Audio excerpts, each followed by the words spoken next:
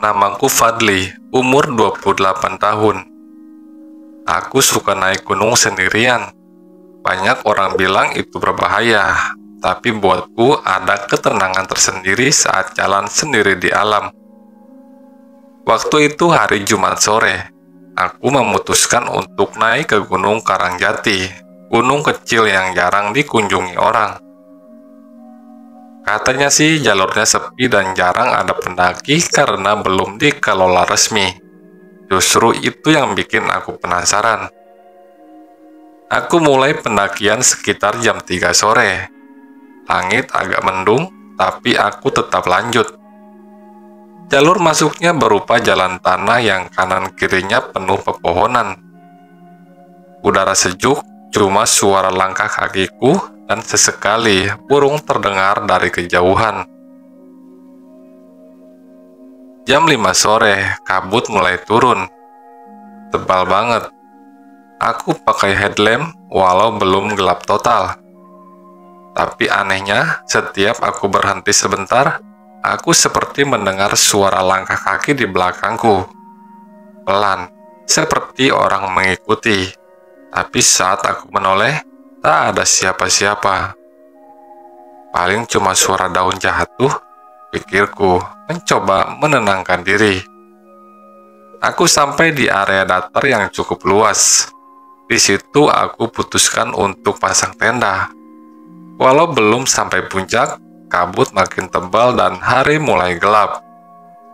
Saat pasang tenda, aku merasa seperti diawasi. Bulu kuduku berdiri, tapi aku tetap cuek. Sekitar jam 8 malam, aku duduk di depan tenda sambil makan mie instan. Angin berembus dingin, kabut makin tebal. Tiba-tiba aku dengar suara, tertawa kecil. Suara perempuan, pelan banget, tapi jelas. Aku langsung berdiri. Siapa itu? Tak ada jawaban, hanya suara angin.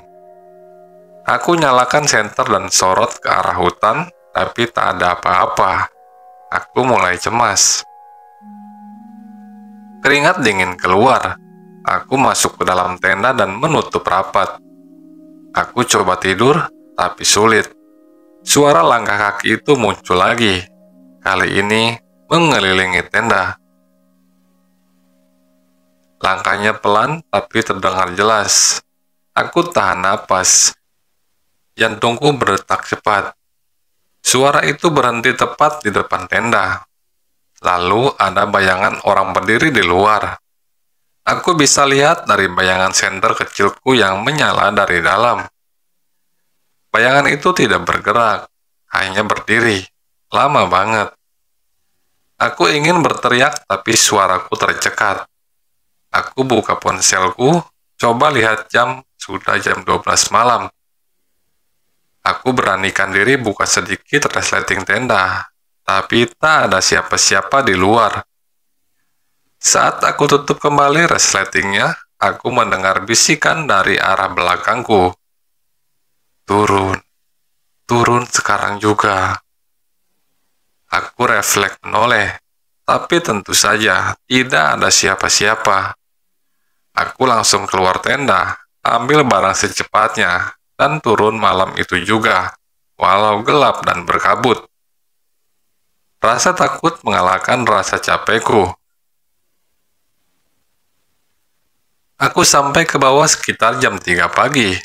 Dengan napas terengah-engah, saat lihat ke atas, aku masih dengar suara langkah kaki dari arah hutan.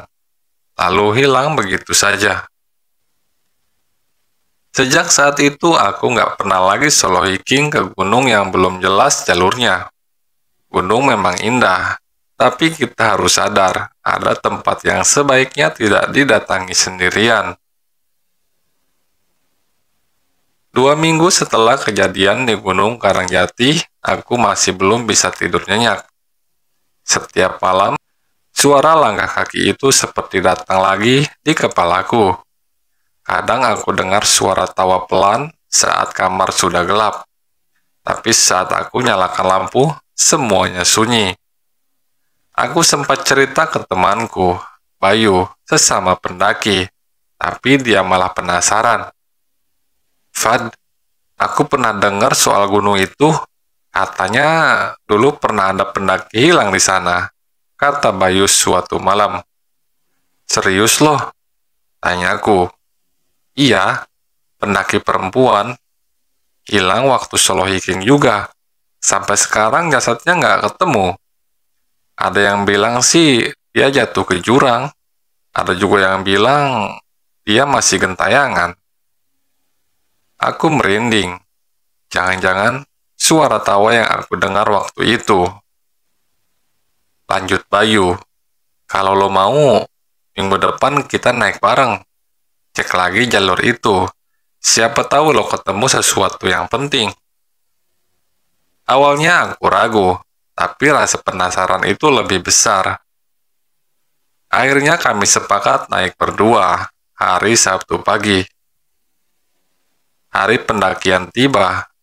Cuaca cerah, jalur masuk Gunung Karangjati masih sama, sepi, dan terlihat jarang dilewati. Tapi sekarang aku merasa sedikit lebih tenang karena ada Bayu. Saat sampai di tempat aku pasang tenda waktu itu, suasananya langsung berubah. Walau matahari masih tinggi, udara di sana terasa dingin. Dan anehnya, tak ada suara burung sama sekali. Hening, bahkan daun pun seperti tak bergerak. Bayu menatap sekitar. Lo pasang tenda di sini? Aku ngangguk. Waktu itu kabutnya tebal banget, tapi sekarang...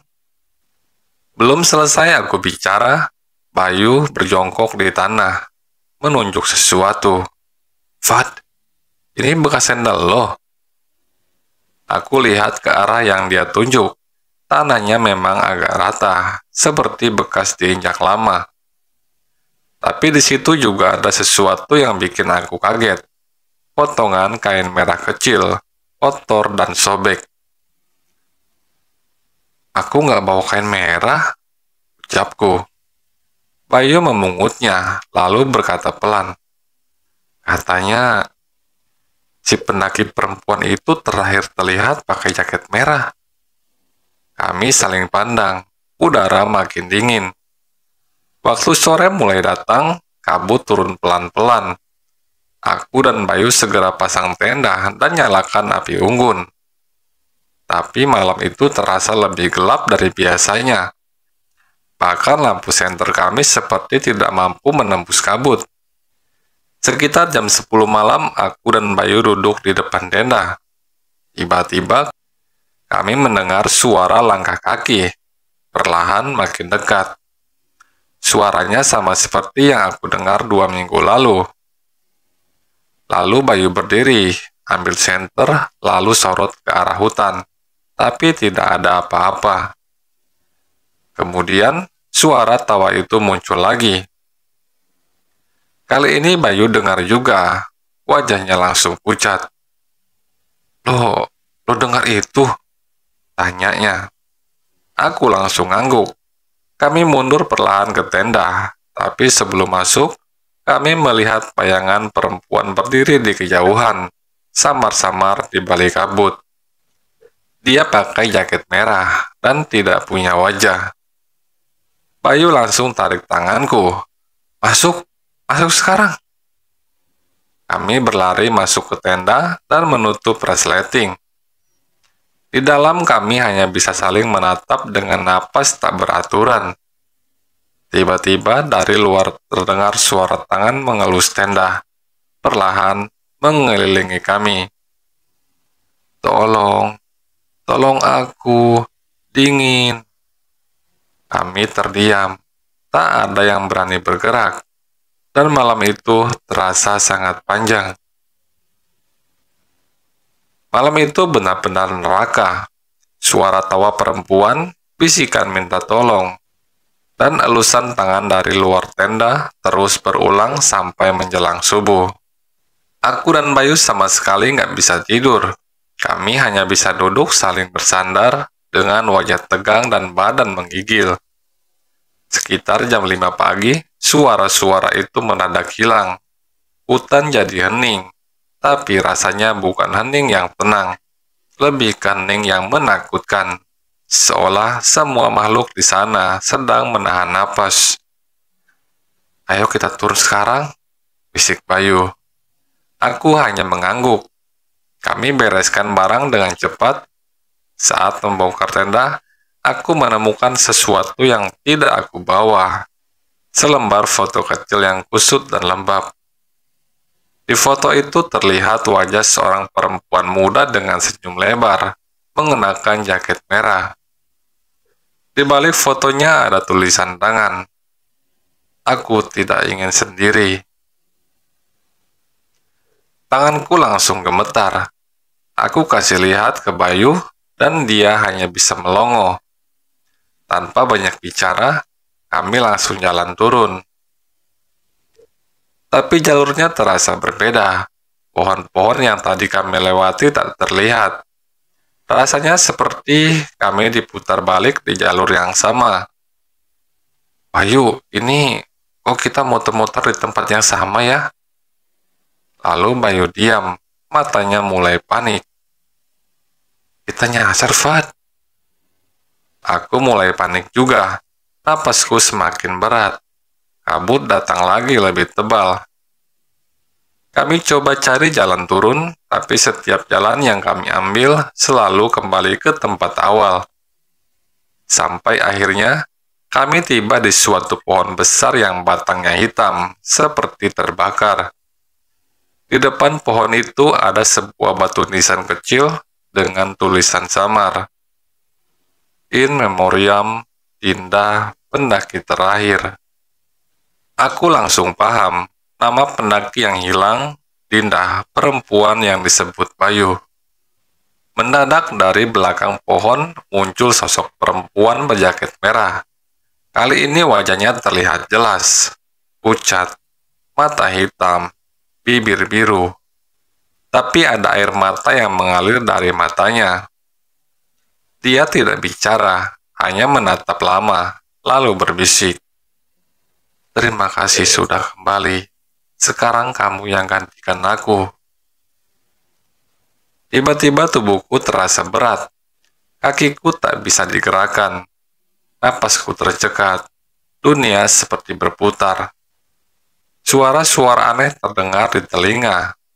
Tangisan, tawa, dan juga jeritan. Aku merasa ditarik ke dalam tanah. Namun Bayu menarik lenganku kuat-kuat. Dia berteriak, "Fad, bangun, lari!" Dan semuanya gelap. Aku terbangun di rumah sakit. 2 hari kemudian, kata dokter, aku ditemukan warga di desa pinggir jalan setapak bawah gunung, sendirian, pingsan, dengan tubuh penuh luka goresan. Bayu hilang. Tim SAR sudah cari kemana-mana, tapi tak menemukan jejaknya. Hanya senter dan sepatunya yang ditemukan. Di dekat batu nisan kecil itu, sampai hari ini, aku masih menyimpan foto yang aku temukan dalam tenda. Kadang aku merasa ada yang mengawasiku dari jendela kamar. Dan malam-malam tertentu, aku mendengar suara langkah kaki mengelilingi rumahku. Dan pesan terakhir yang selalu kuingat, jangan pernah kembali ke tempat yang tidak menginginkan kehadiranmu.